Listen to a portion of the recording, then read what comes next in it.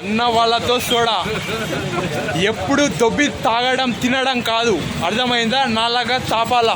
Okay, ఈ video start చేయకన్నా ముందు మీరు లైక్ చేయండి, కామెంట్ చేయండి, సబ్స్క్రైబ్ చేయండి.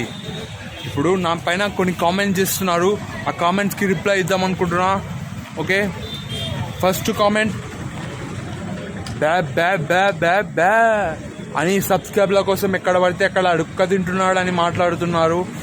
షాప్ కాడ వచ్చినతో సబ్స్క్రైబులు చేపించుకుంటున్నాడు అని మాట్లాడుతున్నారు. అవును, అది నిజం. నా దృష్టిలో అందరూ అడుక్కున తినేతోళ్ళే. ఎందుకంటే దేవుడి కాడ భక్తుడు పోయి అడుక్కుంటాడు, దేవుడా నాకు ఇది కావాలని. స్టూడెంట్ అడుగుతాడు, సార్ నాకు ఇది చెప్పండి అని. కొడుకు అడుగుతాడు అమ్మని, అమ్మ అన్నం పెట్టు అని. కూతురు అడుగుతుంది, డాడీ నాకు ఆ డ్రెస్ కావాలని. సినిమా యాక్టర్లు అడుగుతారు, మా సినిమా చూడండి అని. రాజకీయ నాయకులు అడుగుతారు, మాకు ఓటు వేయండి అని. ఇంకా ఇలా చెప్పుకుంటూ పోతే ఎన్నో ఉన్నాయి. ఇంకా వీడియో తీసి యూట్యూబ్లో పెట్టుకోవడానికి కూడా పైసలు అడుగుతారు. వాళ్ళ గురించి నేను చెప్పదలుచుకోలేదు, ఎందుకంటే అందరూ అడుక్కునే తినేతోళ్ళే. కానీ మనం మాత్రం పిచ్చం అడిగేతోళ్ళని, పైసలు అడిగేతోళ్ళని మనం అడుక్క తింటున్నారు, బిచ్చగాళ్ళని మాట్లాడతారు. మరి అందరూ అడుక్క తింటున్నారు. దీనిపై ఎవరైనా నాకు కామెంట్ చేసి వివరంగా చెప్తే నాకు సంతోషంగా ఉంటుంది. రెండో కామెంట్, ఇది చాలామంది ఫేస్ చేసి ఉంటారు మన దాంట్లో.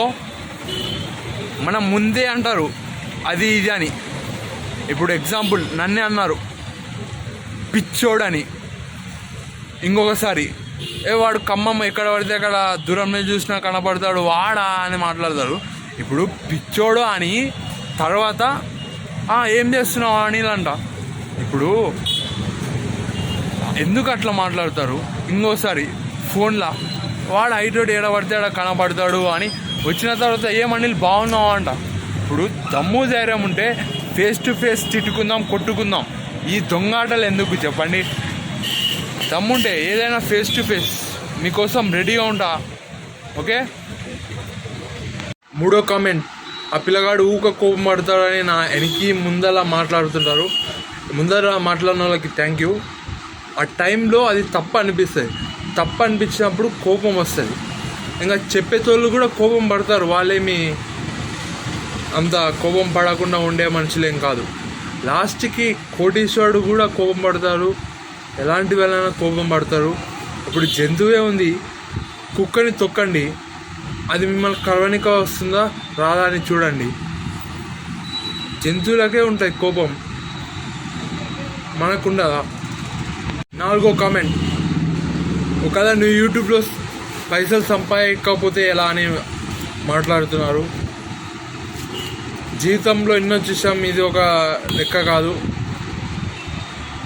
ఏదైనా కొద్దిగా తప్పు పోయినా మనీ రావు దీంట్లో. యూట్యూబ్లో 1000 మంది చూస్తే 20 నుంచి 30 రూపాయలు వస్తాయి.